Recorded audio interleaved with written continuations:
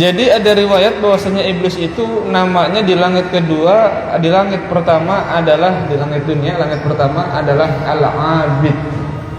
Abid, Abdullah, orang yang ahli ibadah. Jadi iblis itu jangan tanya, kita mah ibadahnya kalah sama iblis. Iblis mah sujudnya lama, sholatnya banyak. Kalau kita boro-boro. Jadi iblis itu di langit pertama namanya Al-Abid, orang yang ahli ibadah. Wa fi tsaniyah, di langit kedua dikenal nama iblis Az-Zahid, adalah orang yang zuhud. Iblis itu zuhud, benar-benar nggak cinta sama dunia. Itu dulu namanya ya, bukan sekarang. Kalau sekarang mau udah payah udah ribut itu gara-gara siapa yang godaan? Iblis. Bahkan kemarin ada orang gara-gara warisan ribut pada bunuh-bunuhan tuh. Itu mainan siapa? Iblis. Ini mah dulu ya. Ini kita cerita flashback gitu ya. Jadi iblis itu makhluk yang sangat tinggi derajatnya. Wajar kalau tempatnya surga. Di langit pertama dikenalnya Abid, di langit kedua dikenalnya Az-Zahid, wa fi thalitsati Al-Arif, langit ketiga dikenalnya Al-Arif. Orang yang kenal Allah, orang yang tahu ma'rifat. Wa fir rabi'ah, dan di langit keempat Al-Wali, kekasih. Jadi iblis itu di langit keempat dikenalnya kekasih. Saking tingginya derajat iblis, dekatnya sama Allah Subhanahu wa ta'ala.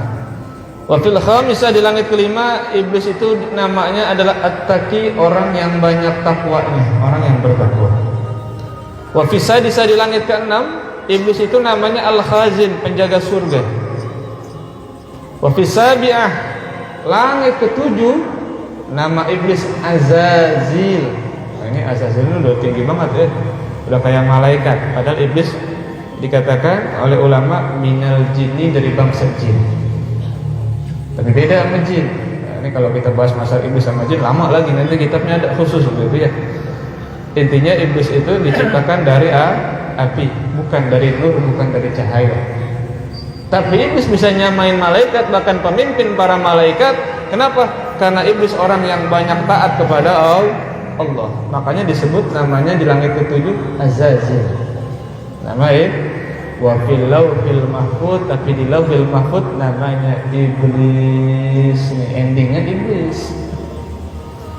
Iblis orang yang putus dari rahmat Allah, orang yang terhapus kebaikannya, itu iblis.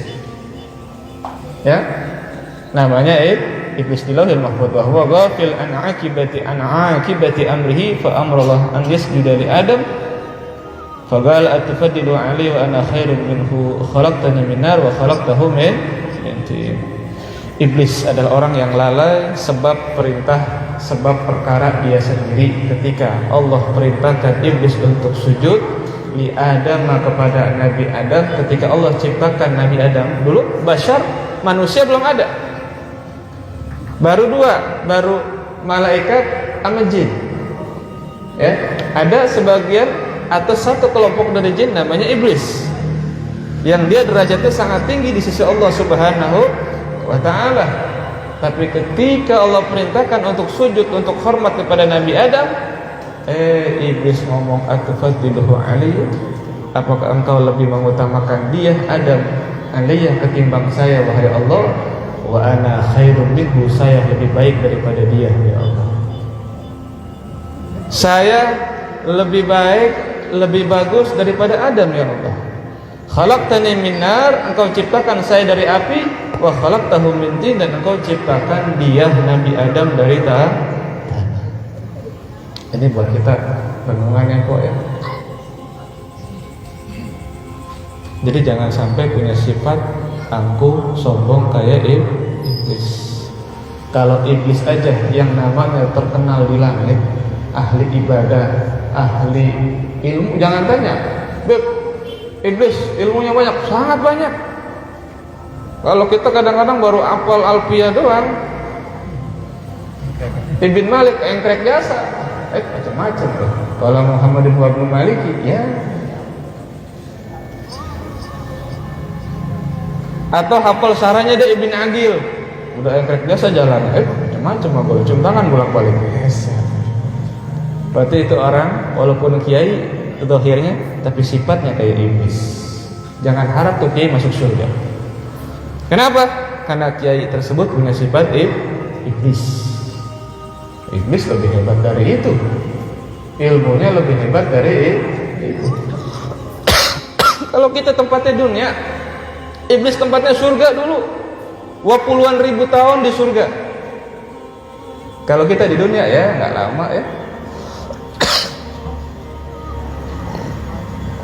Iblis tempatnya surga, tapi karena tidak mau untuk sujud kepada Nabi Adam, akhirnya diusir dari surga.